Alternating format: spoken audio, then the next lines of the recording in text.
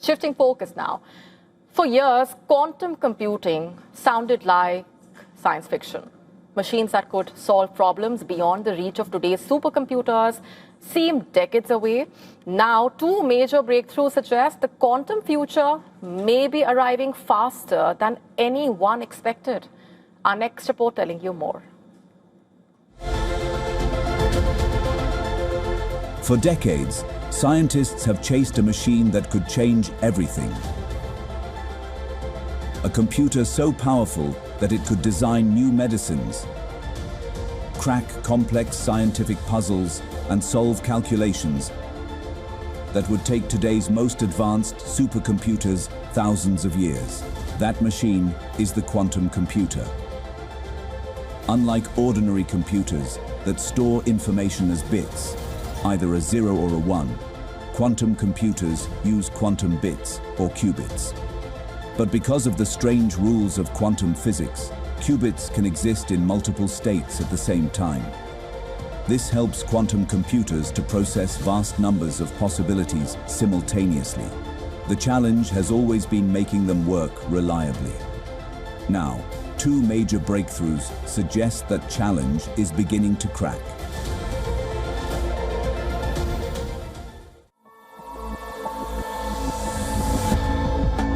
The first comes from Microsoft. The tech giant has unveiled a new version of its quantum chip called Majorana 2, developed with the help of artificial intelligence. Microsoft says the new design is far more stable than previous generations, delivering a dramatic improvement in qubit reliability. The company now believes it can build commercially useful quantum computers by 2029, accelerating a timeline that once seemed far more distant. But that was only the first breakthrough. In Switzerland, physicists at ETH Zurich achieved perfect randomness for the first time in human history. This eliminates the patterns that hackers use to crack encryption, forging an impenetrable shield for global data. These twin breakthroughs promise to complete change what humans can do with machines. We are looking at a future where deadly diseases are cured in days through quantum molecular modeling. Global logistics are optimized in real time, and unbreakable cybersecurity protects our entire digital civilization. The quantum age is live.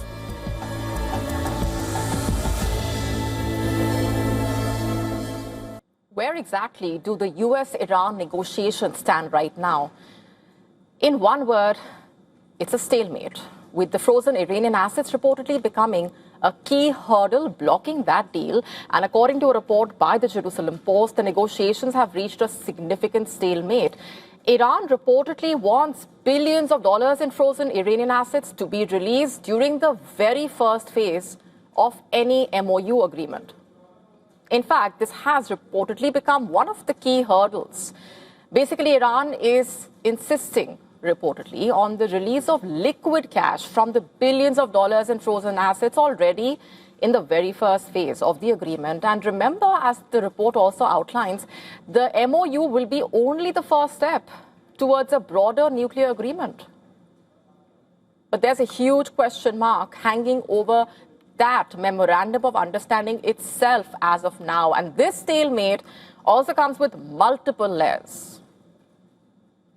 Before we break those down, just for further perspective, just a few days back as well, it was reported that Iran wants the immediate release of $12 billion in frozen assets held in Qatar as a precondition for continuing the talks with the United States.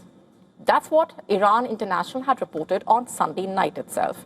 And cut to where things stand now as the deadlock continues, what really is the way out, and are there any answers as of now?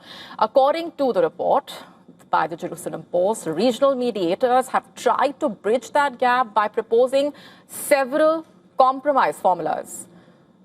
Let's just discuss this one by one. The report says one option raised was a humanitarian fund of several $billion, which would be only for the use of buying medicine, food and agricultural goods to Iran. But did that really work? No, it didn't. The report says Iranian negotiators want immediate access to liquid funds as part of phase A of a memorandum of understanding agreement before implementing any substantive measures on the ground.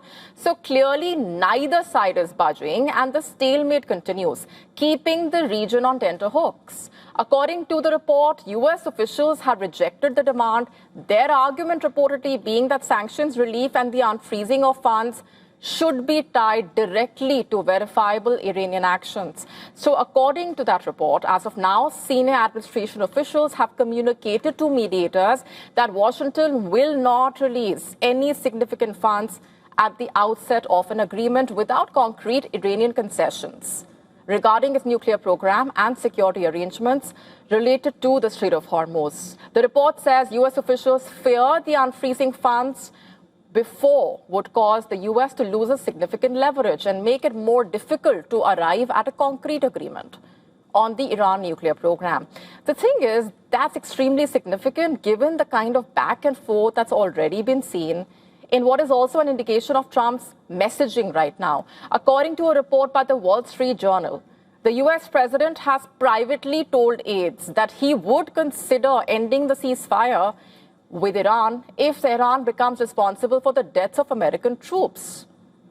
So what kind of a message does that send out?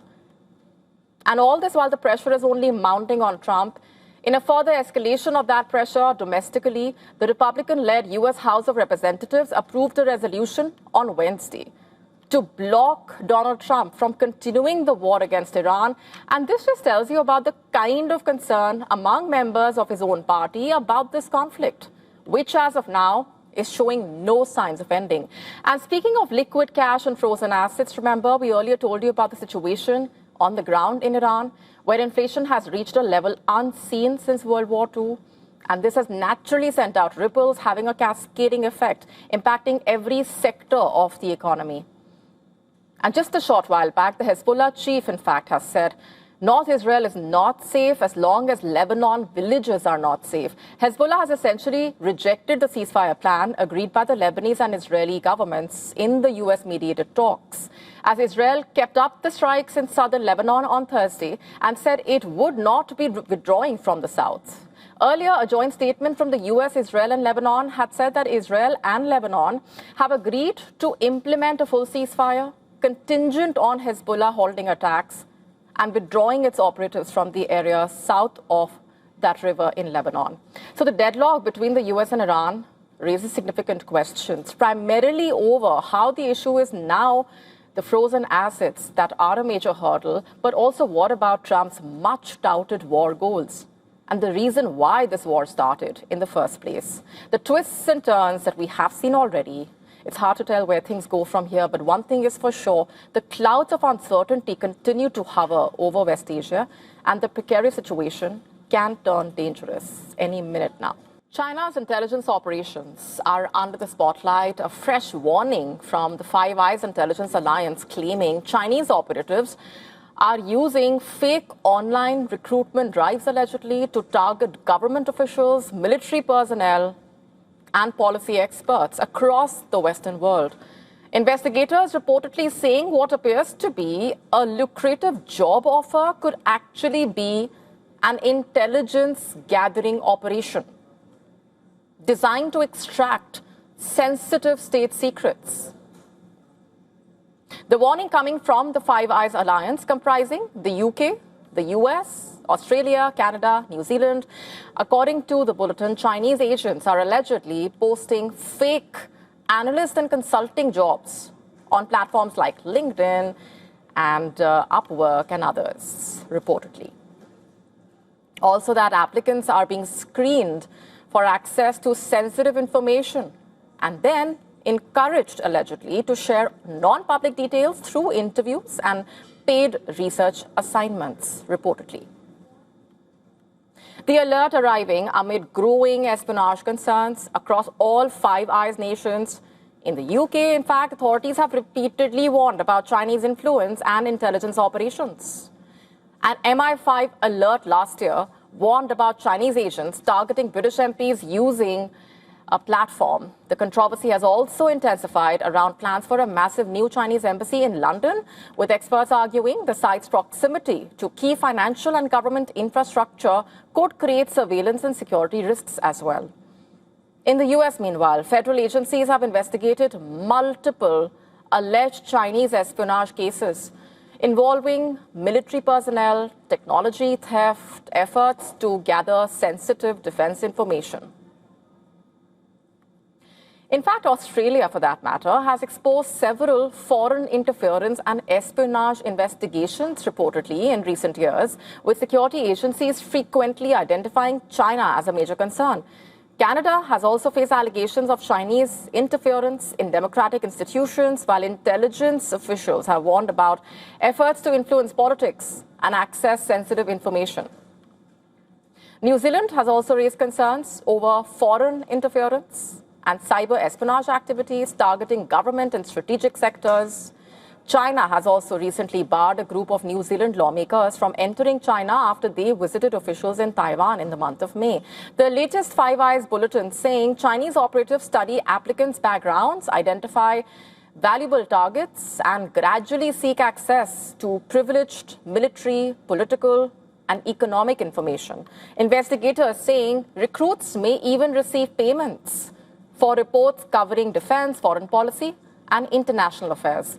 And workers who could be targeted range from security clearance holders to academics and think tank employees, reportedly.